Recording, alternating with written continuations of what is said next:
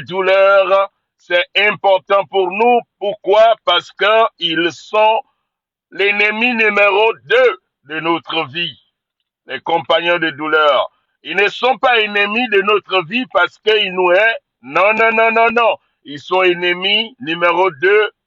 Pourquoi? Parce qu'ils nous aiment, les compagnons de douleur. On va parler de ça. On va parler de ça rapidement. Je voudrais vraiment que vous partagez ceci d'une manière vraiment massive. Parce que quoi? Je sais que ça va encourager quelqu'un. Je sais que ça va aider quelqu'un. Les compagnons de douleur. Qui sont les compagnons de douleur? Oh, sœur Claudia, bonjour, bonjour. Qui sont les compagnons de douleur dans nos vies? Je disais qu'ils sont identifiés comme les ennemis numéro 2. Qui est l'ennemi numéro un? Oui, vous connaissez déjà, c'est nous-mêmes, c'est nous-mêmes.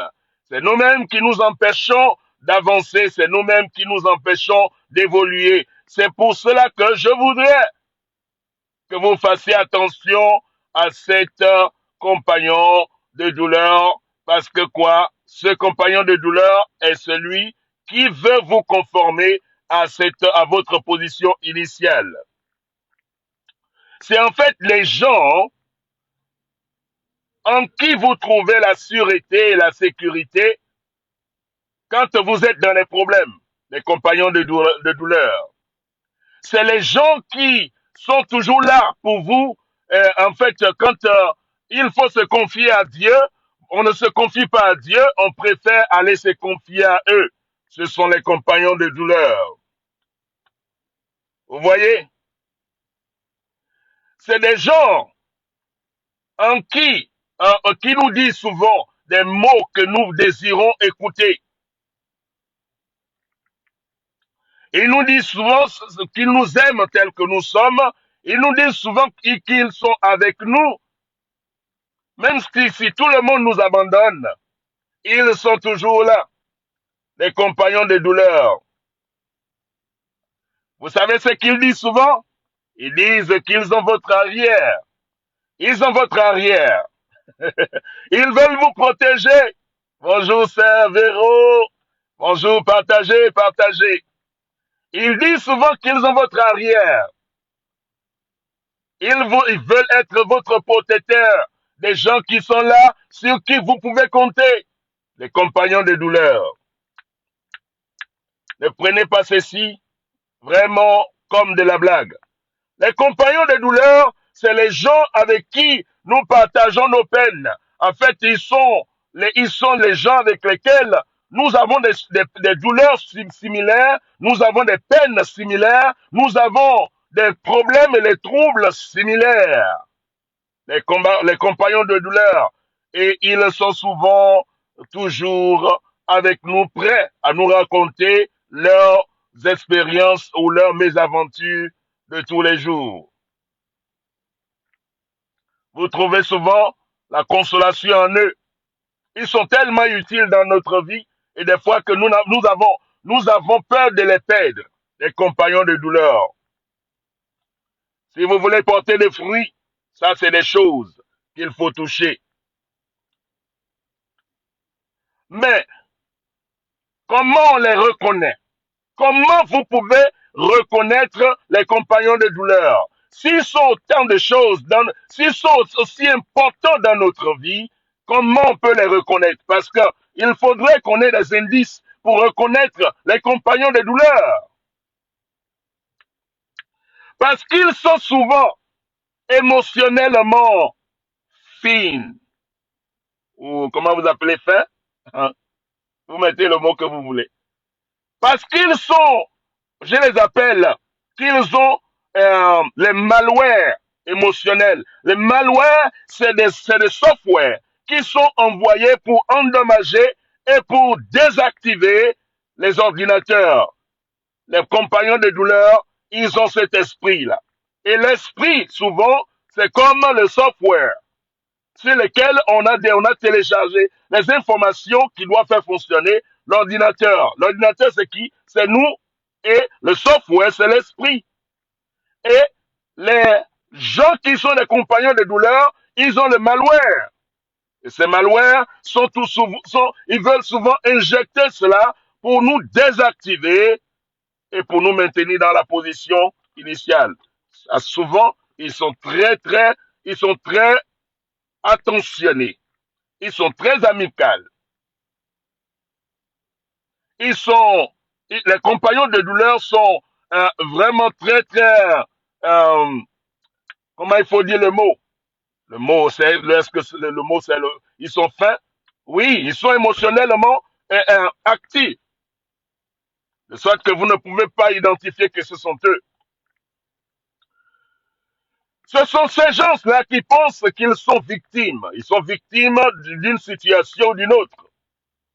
Parce que vous pensez que vous êtes victime d'une situation, eux aussi ils pensent qu'ils sont victimes d'une situation. Ils sont victimes de tout le monde et eux, ils ne font rien de mal. Les compagnons de douleur. Écoutez bien pour identifier les compagnons de douleur.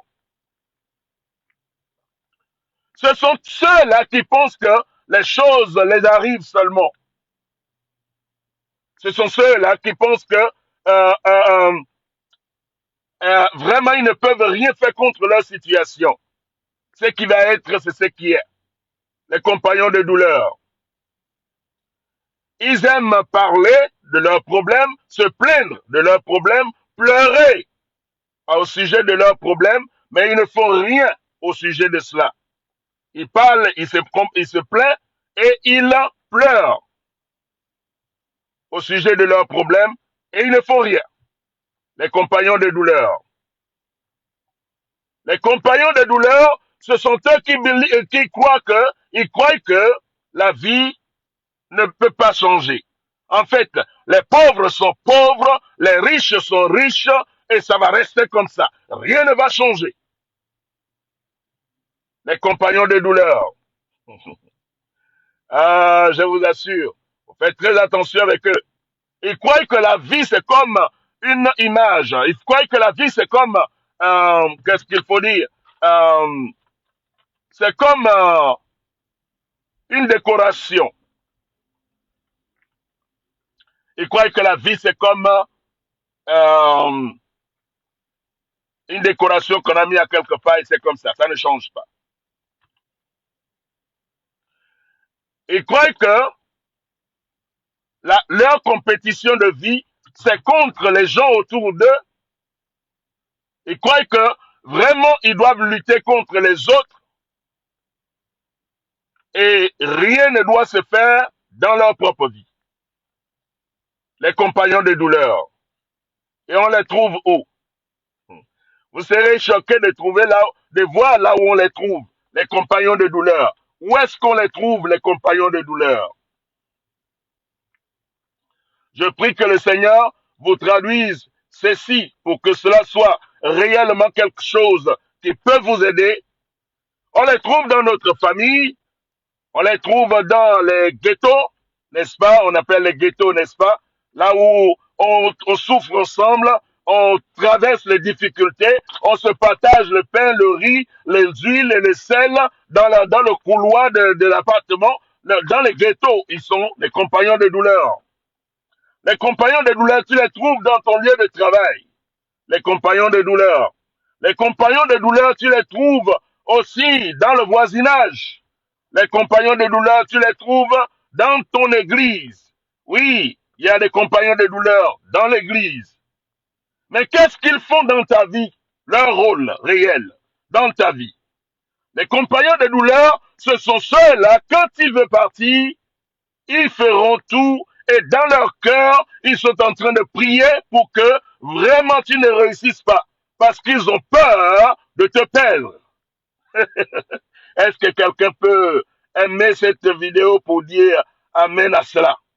Et tellement qu'ils ont peur de te perdre, ils ne veulent pas que tu réussisses. Ils ne veulent pas. Ils ne veulent pas, ce n'est pas parce qu'ils ont, en fait, ils veulent te faire du mal. Non, Ils ne veulent pas parce ils ne veulent pas que tu partes. Ils ne veulent pas que tu perces.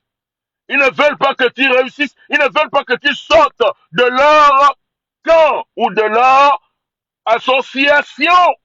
Ils ne veulent pas. Parce que si toi tu sors, ça va rester peut-être la personne elle seule ou ils vont diminuer. Les compagnons de douleur, c'est les gens auxquels il faut faire très attention parce qu'ils vont mettre en ruine ta destinée. Hier, nous étions en train de voir un mauvais environnement peut détruire ta destinée.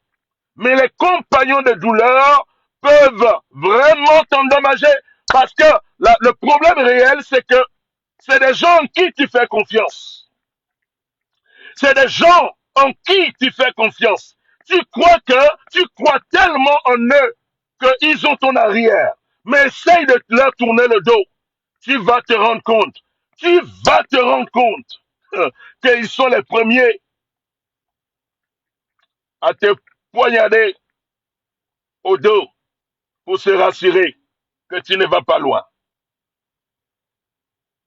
Moi, je suis là aujourd'hui pour te dire, si tu es en train de sortir des ghettos ou d'une famille qui n'a pas accompli quelque chose de grand, ou d'un lieu de travail où il y a tellement de compétition contre les uns et les autres, au lieu de faire la compétition contre soi-même pour devenir la meilleure version, pour être promu et que vous êtes là en train de surveiller ce que les uns et les autres sont en train de faire, je vous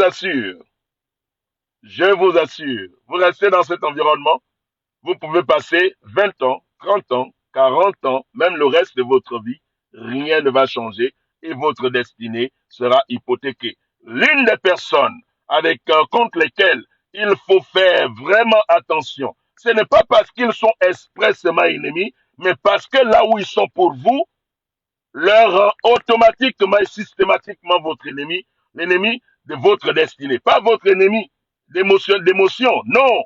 L'ennemi de là où Dieu vous appelle, l'ennemi de votre lendemain, l'ennemi de votre avenir. Ce sont eux, ces gens-là. Ils sont votre ami de tout de suite, de votre ami émotionnel, votre réconfort. Mais ils ne sont pas ceux-là qui peuvent vous pousser à devenir la meilleure version de vous-même. Dès que tu commences à avoir l'augmentation de salaire, dès que tu commences à ne plus appeler pour te plaindre, dès que tu commences à ne plus venir demander un peu du sel, tu as des gros problèmes avec eux. Tu verras qu'ils ne te parleront plus. Ils vont commencer à faire des attitudes parce que quoi? Tu as changé. C'est leur mot. Tu as changé. Alors, comme les choses sont bien pour toi maintenant, tu as changé. Moi, je veux que tu changes. Moi, je veux que tu changes. Si tu ne fais rien dans ce mois, je veux que tu changes. La chose réelle que tu dois faire, c'est de trouver quelqu'un que tu attrapes son pied, qui monte et qu'il t'entraîne.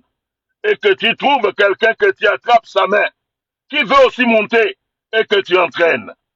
Et que tu es maintenant dans la vague de ceux qui sont en train de monter. Parce que quoi? Si vous tous, vous êtes en train de monter, vous serez toujours obligés de vous aider et partager les secrets de comment il faut monter. Que Dieu vous bénisse. Excellente journée à vous. On se retrouve demain pour l'intercession. Que Dieu vous bénisse. Allez, bye bye.